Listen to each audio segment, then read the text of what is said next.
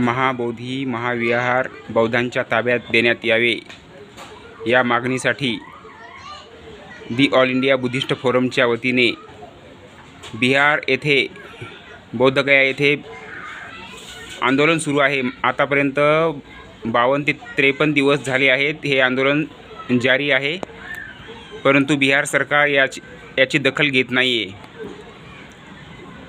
काय आहे बौद्धांची मागणी? बौद्धांची मागणी आहे की BT ॲक्ट रद्द करा। 1949चा जो BT ॲक्ट आहे आणि त्या BT ॲक्टच्या तहत जो बुद्धिस्ट टेम्पल मॅनेजमेंट ॲक्ट आहे तो त्याप्रमाणे जी कमिटी नेमण्यात येते, त्याच्यामध्ये जे गैर बुद्धिस्ट लोक आहेत ते काढून टाकण्यात यावे आणि सर्व कमिटीचे सदस्य हे बुद्धिस्ट असले पाहिजेत अशी मागणी आहे। अर्थात मॅनेजमेंटची सगळी व्यवस्था हे बुद्धिस्ट करतील, बौद्धांच्या हातात महाबोधी महाविहार द्या ही मागणी आहे। या मागणीसाठी मागील 52 दिवसांपासून महाबोधी महाविहार मुक्ती आंदोलन सुरू आहे।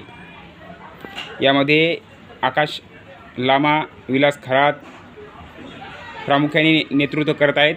तसेच इतर संघटना देखील यांना पाठिंबा देत आहेत। भीम आर्मी असेल, जय भीम मिशन जय भीम आहे, त्यानंतर भारतीय बौद्ध महासभेचे भीमराव आंबेडकर साहेब आहेत। असे असंख्य सामाजिक, सांस्कृतिक, आर्थिक, राजकीय, धार्मिक, भौतिक, भौगोलिक, वैज्ञानिक, रिसर्च विषयक तमाम संघटना, ज्या संघटनांचा बौद्ध धम्मावर विश्वास आहे, बुद्धाच्या विचारधारेवर विश्वास आहे, बुद्धाची जी शिकवण आहे प्रज्ञाशील, करुणा, मैत्री यावर विश्वास आहे, त्या सर्व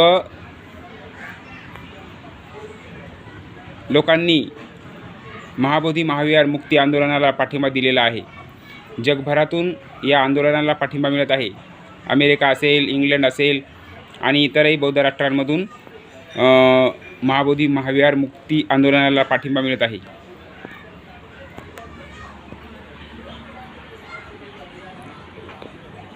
हे आंदोलन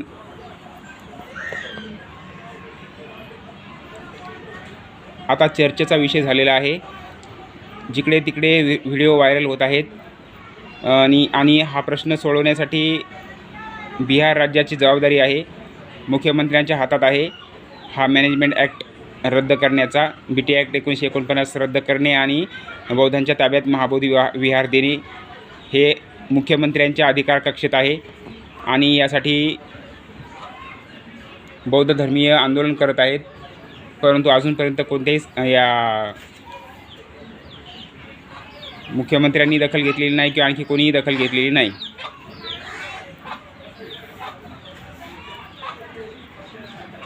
तुम्हाला माहीतच असेल की युनेस्कोने बुद्धाचे जे काही ठिकाण आहेत त्या सर्वांना वर्ल्ड हेरिटेज घोषित केलेले आहे। युनेस्कोने बुद्धिस्ट जे सेंटर आहेत त्या सर्व सेंटर्सना वर्ल्ड हेरिटेज ठरवलेला आहे, वर्ल्ड हेरिटेजचा दर्जा दिलेला आहे आणि हे जागतिक वारसा आहे। जगभरातल्या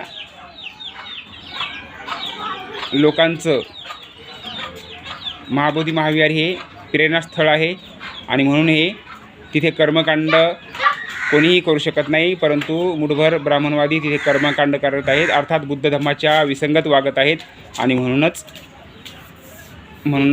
तिथे बुद्धाचे अनुयायी हे